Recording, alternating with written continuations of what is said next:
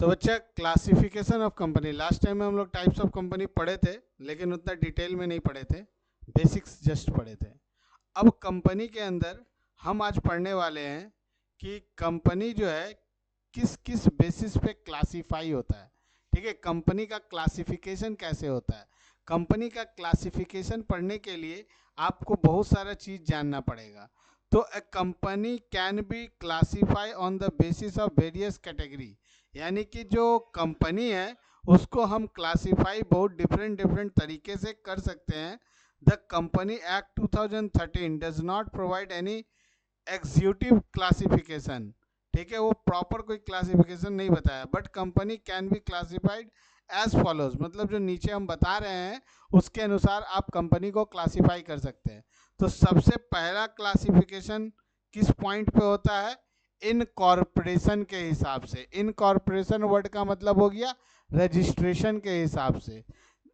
तो पहला कहानी होता है क्या, चार्टेड कंपनी। चार्टेड कंपनी क्या है, it is formed under a special act of parliament. ये जो कंपनी रजिस्टर्ड होती है वो किसी स्पेशल एक्ट के अनुसार होता है और एक्ट ऑफ पार्लियामेंट के थ्रू होता है, स्टेट लेजिस्लेचर के हिसाब से होता है। इट एंजॉय सर्टेन प्रिविलेज, इसमें कुछ सर्टेन प्रिविलेज होता है। प्रिविलेज का मतलब क्या होता है, बेनिफिट्स मिलना। ठीक है, एग्जाम्सन, कुछ प्रिविलेज होता है, कुछ एग्जाम्सन होता है, कुछ कुछ तो मोनोपोली राइट्स भी होता है। जैसे सबसे पहले आ जाओ reserve bank of India. Reserve bank of India जो है it is a chartered company. Chartered company का ये रिजर्व बैंक ऑफ इंडिया का मतलब क्या हुआ, इस रिजर्व बैंक ऑफ इंडिया के अंदर ये एक प्रकार का सेंट्रल बैंक ऑफ इंडिया होता है। इसके पास मोनोपोली राइट क्या है, इसके पास सबसे बड़ा मोनोपोली राइट्स है कि ये बैंक का नोट क्या कर सकता है, प्रिंट कर सकता है, इशू कर सकता है। इसके अलावा दूसरा कोई भी बैंक नोट को प्रिंट नहीं कर सकता। दूसरा हो गया स्टेट बैंक ऑफ इंडिया, यानी सबसे बड़ा जो बैंक है रिजर्व बैंक है, उसके बाद आता है state bank of India. State bank of India क्या है कि बैंकों में, कमर्शियल बैंक में सबसे बड़ा बैंक माना जाता है, गवर्नमेंट का बैंक है। यानी आपने देखा होगा बीतों दिनों में बहुत सारे बैंक का मर्जर हो गया दूसरे बैंक के साथ, लेकिन स्टेट बैंक में किसी भी प्रकार का मर्जर होने की संभावना नहीं है। स्टेट बैंक इंडिविजुअल बैंक है और सारे रिजर्व बैंक के अंदर स्टेट बैंक और स्टेट बैंक के अंदर बाकी सारे कमर्शियल बैंक आते हैं। ठीक है, और LICI यानी life insurance corporation of India, ये इंडिया का बहुत बड़ा फाइनेंशियल बैकबोन है। ठीक है, ये ओनली इंश्योरेंस कंपनी है जो गवर्नमेंट की है। ठीक है, these are chartered company. Okay, और इसका अगर पैसा डूबता है तो गवर्नमेंट ऑफ इंडिया क्या है, लाइबल है। गवर्नमेंट ऑफ इंडिया के पास 51% से ज़्यादा शेयर होता है। ठीक, अब आते हैं रजिस्टर्ड कंपनी। रजिस्टर्ड कंपनी क्या है, हर वो कंपनी रजिस्टर्ड कंपनी माना जाता है जो किसी कंपनी एक्ट के द्वारा रजिस्टर्ड किया गया है। और जो रजिस्टर्ड कंपनी है it does not enjoy any special privilege, इसको किसी भी प्रकार का स्पेशल प्रिविलेज नहीं मिलता। अब सेकंड टाइम यानी दूसरा तरीके का टाइप, ओनरशिप के हिसाब से देखा जाए तो एक होता है गवर्नमेंट कंपनी, जहां more than 51% paid up share capital held by central government या फिर स्टेट गवर्नमेंट या तो बोथ, ये होता है क्या, गवर्नमेंट कंपनी। इसका एग्जाम्पल हो गया भेल, भारत हेवी इलेक्ट्रिकल लिमिटेड। दूसरा नन गवर्नमेंट कंपनी, हर वो कंपनी जो गवर्नमेंट कंपनी नहीं है वो नन गवर्नमेंट कंपनी है। द प्राइवेट कंपनी भी बोल सकते हो। The majority of the share capital is held by private individual institution body corporation is called non government company. TCS is the also example of it. Okay, अब आते हैं on the basis of liabilities. Liability के हिसाब से देखा जाए, company limited bye liability, company limited by guarantee, और एक आता है अनलिमिटेड कंपनी। तो सबसे पहला आता है limited by share. The liability of member is limited. ऐसा कंपनी जिसमें मेंबर्स का लाइबिलिटी जो होता है लिमिटेड होता है to the amount if any unpaid on the share held by them, example most of the public company. ठीक है, next, company limited by guarantee. Company क्या है? लिमिटेड बाय गारंटी है। कंपनी लिमिटेड बाय गारंटी का मतलब यहाँ पे the limited of member is liability, the liability of member is limited to the amount guaranteed to be contributed by them in the event of winding up। ठीक है, example के तौर पे club हुआ, एसोसिएशन हुआ, किसी प्रकार का स्कूल हुआ, चैरिटेबल इंस्टीट्यूशन हुआ। ठीक है, अब नेक्स्ट आता है unlimited company. The liability of member is unlimited. जो लाइबिलिटी है मेंबर का वो क्या है? अनलिमिटेड है। Such company are rare now. ये सब कंपनी क्या है? रेयर है। As per the company act 2013, example building, private company earlier. ठीक है, अनलिमिटेड कंपनी में ये सब चीज आते हैं। ठीक है, नेक्स्ट आप बढ़ोगे तो on the basis of membership. अगर मेंबरशिप के हिसाब से देखो तो कंपनी 3 प्रकार की होती है जो हम लोग लास्ट टाइम पढ़े थे, private company, public company and one person company. Public private company क्या है? It is a minimum member needed to be 2 person. कम से कम 2 मेंबर होना चाहिए और मैक्सिमम आप 200 मेंबर ले सकते हो, एक्सक्लूडिंग एम्प्लॉय, एम्प्लॉय को छोड़ के।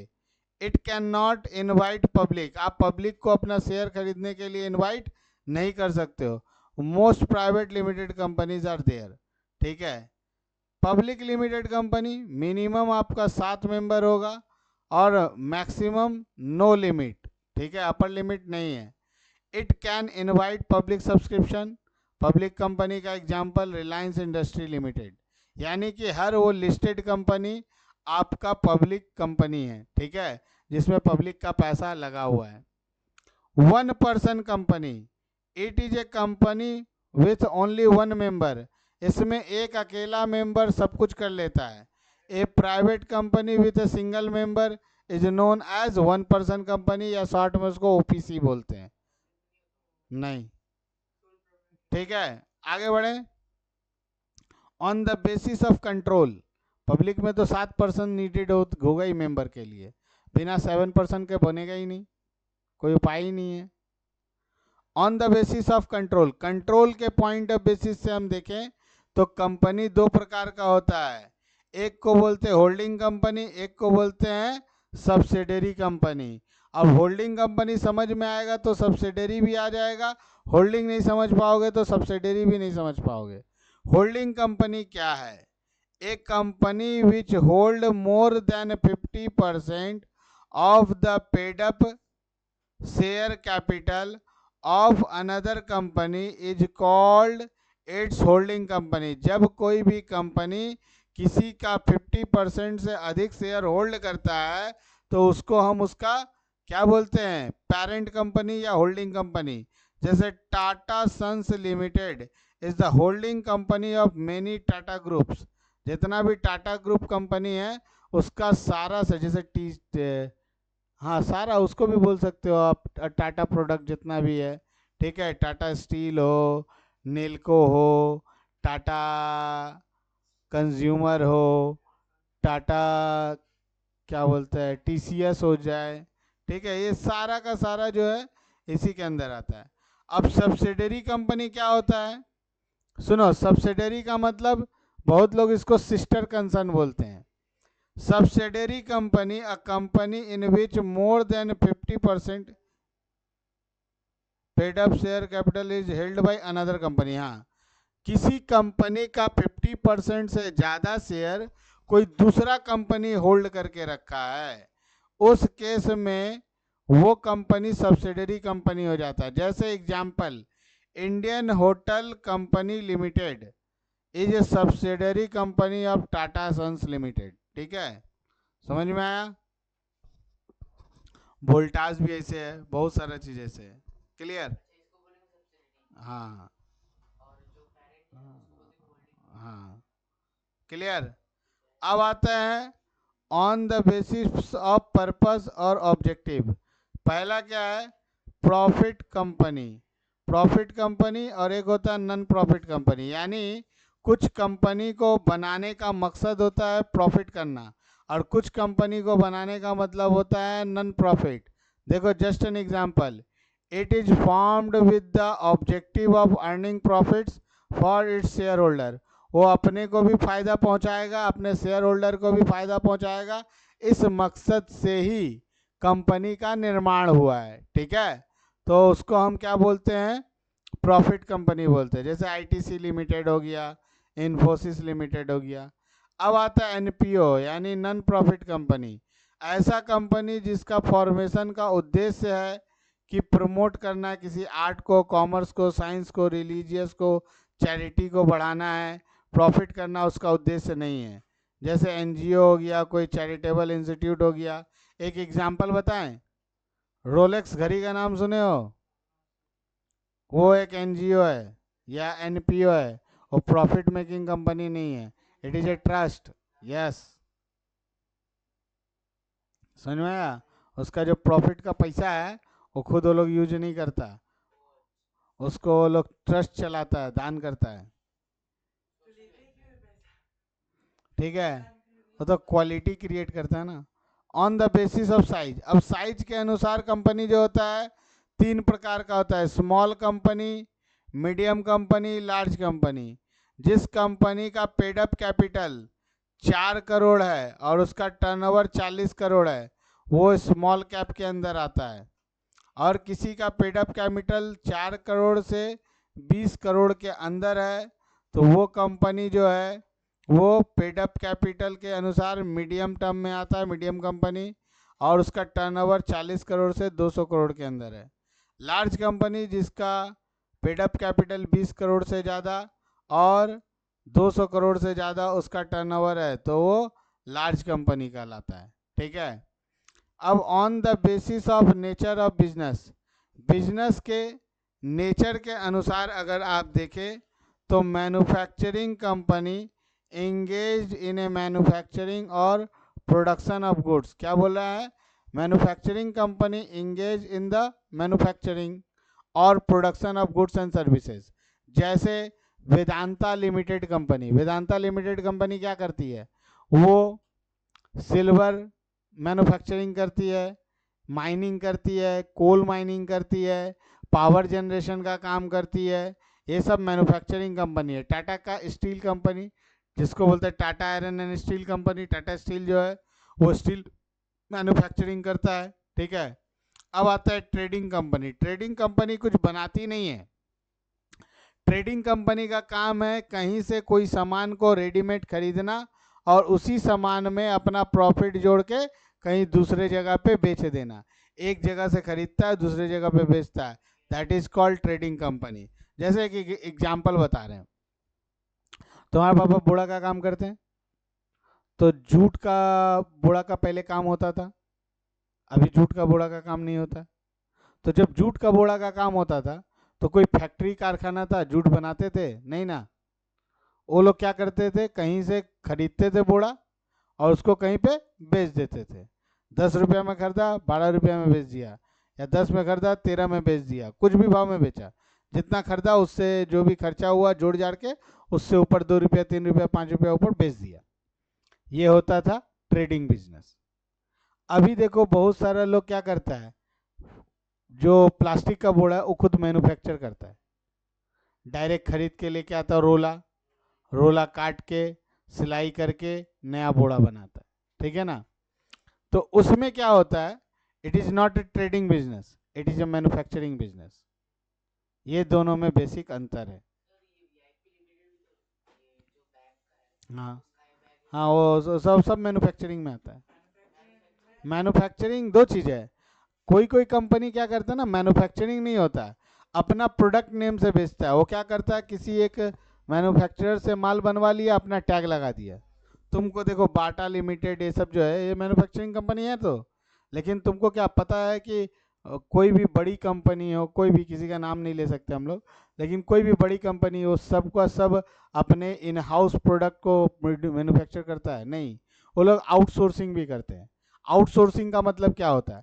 आउटसोर्सिंग का मतलब होता है कि जब हम लोग किसी काम को किसी पार्टिकुलर आदमी को सौंप देते हैं, अब उसको हम सारा रॉ मटेरियल्स के लिए भी दे दिए, अब उसको हम क्या दिए, वो मेरे लिए काम कर रहा है तो वो उसको हम सर्विस प्रोवाइड कर दे, मतलब जो सर्विस प्रोवाइड कर रहा है उसके लिए पैसा दे। दो चीज़ होता है, एक तो चीज़ होता है तुम रॉ मटेरियल भी लगाएगा और मैन्युफैक्चर भी करेगा मेरे स्टैंडर्ड्स पे, मेरे स्टैंडर्ड्स का क्वालिटी ऑफ प्रोडक्ट को यूज़ करेगा। अगर हम जो प्रोडक्ट बोल रहे हैं वैसा प्रोडक्ट यूज़ नहीं किया तो फिर दिक्कत है। बात को समझो। तो क्वालिटी पास करना तो जरूरी है, बिना क्वालिटी पास किए तुम प्रोडक्ट बना नहीं सकते, ठीक है? तो क्वालिटी के अनुसार क्वालिटी से वो लोग कॉम्प्रोमाइज़ नहीं करेगा। उस सिचुएशन में आप क्या करोगे? तो फिर बहुत लोगों को दिक्कत होने लगता है, तो क्या करता है कि भैया एक काम कीजिए, आपका तो काम है सिर्फ मैन्युफैक्चरिंग करवाना है ना, तो आप एक काम कीजिए, आप अपना रॉ मटेरियल दे दीजिए, आप अपना सारा एक्सेसरीज दे दीजिए, हम अपना मेहनत लगा के आपका सामान तैयार कर दिए। जैसे हम तुमको एग्जांपल दे रहे हैं कि हम लोग पहले तुम्हारे जो एक अंकल है ना, मिडिल वाले, मिट्टू अंकल, उनका जो सारू भाई था वो हमारे साथ फ्रेंडशिप में लेगिंग्स का मैन्युफैक्चरिंग का बिजनेस किया था, ठीक है? जब वो जिंदा था, अभी तो देहांत हो गया। तो हम लोग क्या किए थे ना, दो तरह का काम करते थे। एक काम होता था जो हम लोग टेंडर मिलता था, गवर्नमेंट से भी टेंडर मिलता था, बड़ा बड़ा कंपनी जैसे डॉलर कंपनी हो गया, रूपा कंपनी हो गया, या जो कंपनी मैन्युफैक्चरिंग करता है उसका उसका तो अपना इन हाउस काम हो ही रहा है, लेकिन उसका मार्केट में डिमांड इतना ज़्यादा है कि वो खुद के प्रोडक्ट को खुद कितना लेबर रखेगा, ठीक है? तो आज अगर बिजनेस बड़ा है तो जरूरत है, कल को बिजनेस स्थिर नहीं रहा तो वो तो उतना कैपिटल भी लगाएगा ना, मशीन भी तो उठाएगा। तो वो लोग क्या करता था, हम लोग को टेंडर देता, हम लोग टेंडर पास होता था बड़ा बड़ा कंपनी का, उसका एक स्टैंडर्डाइजेशन है, उसके हिसाब से रॉ मटेरियल इस्तेमाल करना होगा। हाँ, तो वो लोग क्या करता था, अपना रॉ मटेरियल का कटिंग उटिंग करके आपको दे दिया, आपको सूता भी दे देगा, आप अपना मशीन में अपना मशीन और अपना लेबर का इस्तेमाल करके चीज को कंप्लीट करके उनको पहुंचाइए, ठीक है? और उसका जो रेट होगा वो आपको पे करेगा। इसी को बोलते हैं आउटसोर्सिंग। समझ में आया? और हम लोग का खुद का इन हाउस मैन्युफैक्चरिंग भी था, कमाल लेगिंग्स बोल के एक लेगिंग्स था, हम लोग बनाए थे, उसमें हम लोग रॉ मटेरियल खुद खरीदते थे, सब लेबर रख के मैन्युफैक्चरिंग कराते थे और उसको सिलाई करके मार्केट में बेचते थे। That is called manufacturing. तो मैन्युफैक्चरिंग अलग है, ट्रेडिंग अलग है। मैन्युफैक्चरिंग में दो तरह का मैन्युफैक्चरिंग होता है, इन हाउस मैन्युफैक्चरिंग होता है और एक आउटसोर्सिंग मैन्युफैक्चरिंग होता है, यानी किसी को टेंडर दे के आउटसोर्सिंग कराया और कोई डायरेक्ट काम किया, दोनों ही मैन्युफैक्चरिंग कंपनी ही माना जाएगा, ठीक है? Trading company engage in buying and selling of goods, किसी भी प्रकार का गुड्स का या सर्विस का बाइंग करो और सेल करो, that is called trading company. Service company क्या होता है? Provides various kinds of services. जैसे मान लो पीडब्ल्यू फिजिक्स वाला, वो क्या देता है, तुम लोग को सर्विस प्रोवाइड करता है। एयरटेल, रिलायंस जियो, ये क्या देता है, सर्विस प्रोवाइड करता है, ठीक है? Banking company engage in the banking business, loan देने लेने का जो काम है वो बैंकिंग कंपनी करता है। इंश्योरेंस कंपनी के बिजनेस में इंगेज है, ठीक है? तो यही तुम्हारा टॉपिक है, ठीक? अब ये कंटेंट उतारने में तुम लोग को टाइम लगेगा, ठीक है? लेकिन हम तो रिकॉर्ड इतना ही करेंगे, 20 मिनट का रिकॉर्डिंग में चीज़ ख़त्म हो गया।